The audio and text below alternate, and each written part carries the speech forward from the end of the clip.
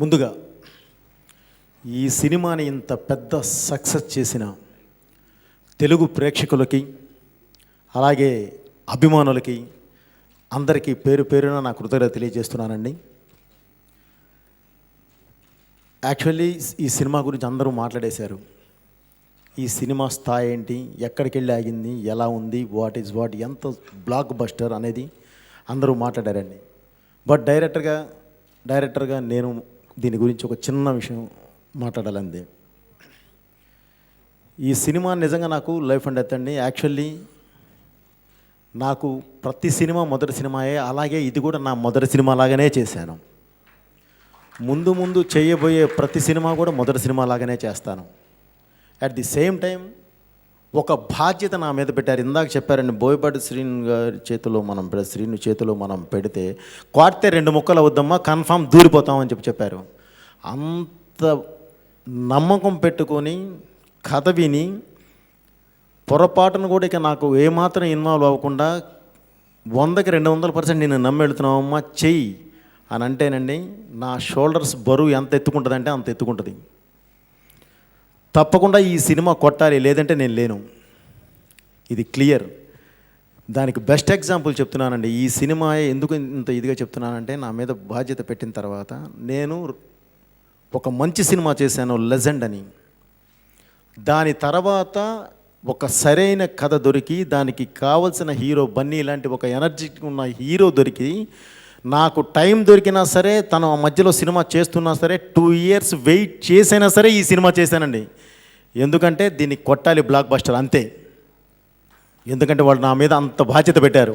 ఆ బాధ్యతని నేను నిర్వర్తించాలి, అందులో నో డౌట్. నాకు డబ్బు కాదండి, వస్తుంది డబ్బు, ఎప్పుడో వస్తుంది. కానీ నన్ను నమ్ముకొని ఉన్న డిస్ట్రిబ్యూటర్స్ ఉన్నారు. నేను తీస్తే ఒక మంచి సినిమా తీస్తానని నమ్మే తెలుగు ప్రేక్షకులు ఉన్నారు. వాళ్ళకి చేరువవ్వాలి, నాకు వచ్చిన ఒక మంచి పేరు అలా నిలబెట్టుకోవాలి తప్ప దేనికోసమో పరిగెత్తి అది కావాలని మాత్రం నేను ఎప్పుడు కోరుకోలేదు, కోరుకోను కూడా. చేసే ప్రతి సినిమా ఇలాగే, మొదటి సినిమా అలాగే చేస్తాను, ఇలాగే block buster super duper hit కొడతా ఉన్నాను అంతే. అది క్లియర్గా మీకు నేను హామీ ఇస్తున్నాను, అంత గ్యారంటీ చెప్పగలను. ఎందుకంటే ప్రతి సినిమా మీద నేను అంత కష్టపడతాను. సో వీళ్ళంతా ఒక్క విషయం ఇందాక నేను చెప్పడం మర్చిపోయాను సార్. సారీ. అంటే ఇందాక అసలు స్టార్టింగే దాంతో చెబుదాం అనుకున్నాను, ఏదో మిస్ అయిపోయాను. ఇంతవరకు బన్నీ కెరీర్లోను ఈయన కెరీర్లోను ఇద్దరు కెరీర్లోనూ హయ్యెస్ట్ గ్రాసర్ ఈ సినిమాయే. Thank you sir.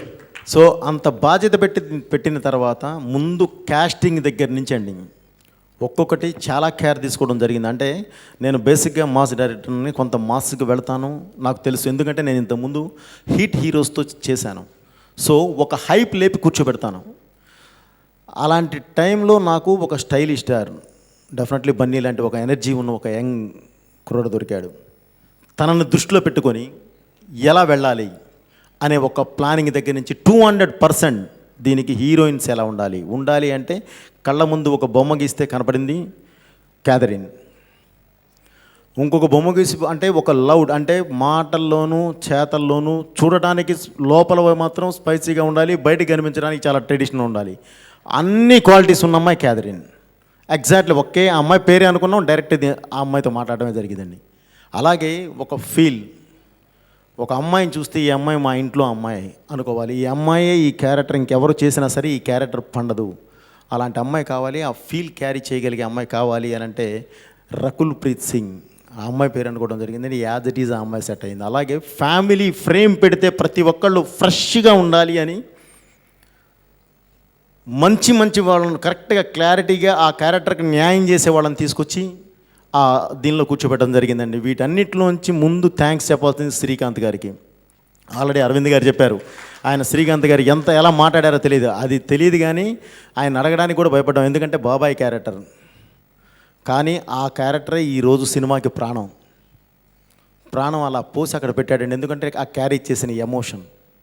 అలాగే ఆది గారి గురించి మొత్తం చెప్పామండి. ఇది అదొక స్క్రీన్ ప్లే. ఆయన పాపం ఇందులో లాగడానికి గ్యారంటీ ఒక స్క్రీన్ ప్లే, కానీ ఆయనకు మంచి జరగాలనే చేసామండి. అది ఎట్టి పరిస్థితుల్లోనూ అది మంచి జరగాలి, ఆయన సినిమాకు ఉపయోగపడాలి, సినిమా ఆయనకు ఉపయోగపడాలి అనేదే అందరి ఉద్దేశం అండి. ఇందులో మెయిన్ అరవింద్ గారి స్వార్థం, నా ఫ్రెండ్ కొడుకు చాలా మంచి ఆర్టిస్ట్, అద్భుతమైన సినిమాలు చేస్తున్నాడు, కానీ తెలుగులో రికగ్నైజేషన్ లేదు, ఇక్కడ ఏ విధంగా అయినా సరే తను నిలబెట్టాలి అని చెప్పి తనతో మాట్లాడి ఈ క్యారెక్టర్కి ఓకే చేయించడానికి ఆయనే చాలా తాపత్రయపడ్డారండి. పైకి మాత్రం కనపడలేదు. సో ఆ విధంగా ప్రతి క్యారెక్టర్ ఈరోజు ఈ సినిమాలో చాలా ఫ్రెష్గా వచ్చి మౌల్డ్ అయ్యారండి. ఆదిని సినిమాలో చూస్తే బయట మాట్లాడాలంటే భయపడతారు. శిల్పా చక్రవర్తి చెప్పింది, రాత్రి సినిమా చూశానండి, చూసి అసలు నాకు భయం వేసిపోయింది, రేపు ఇతనితో నేను డీల్ చేయాలన్నట్టు అలా ఉంది అసలు ఆ క్యారెక్టర్ అని చెప్పి మధ్యాహ్నం డిస్కస్ చేస్తుంటే చెప్పిందండి, లేదమ్మా చాలా సాఫ్ట్, పైకి అలా ఉంటుంది కానీ మా లోపలంతా లొట్ట, అదే ఉండదు, ఇబ్బంది ఉండదు అని చెప్పాను.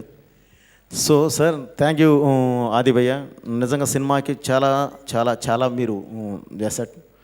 మామూలు అమ్మాయిలు, పెళ్ళైన అమ్మాయిలు భయపడుతున్నారేమో కానీ పెళ్లి కాని అమ్మాయిలు మొత్తం చాలా ఇష్టపడుతున్నారు అది నిన్ను. నేను సినిమా చూసినప్పుడే, తన షూటింగ్ రషెస్ చూసినప్పుడు నేను చెప్పాను, అది నువ్వు చాలా బాగున్నావు, అమ్మాయిలకు బాగా నచ్చుతావు అని చెప్పాను.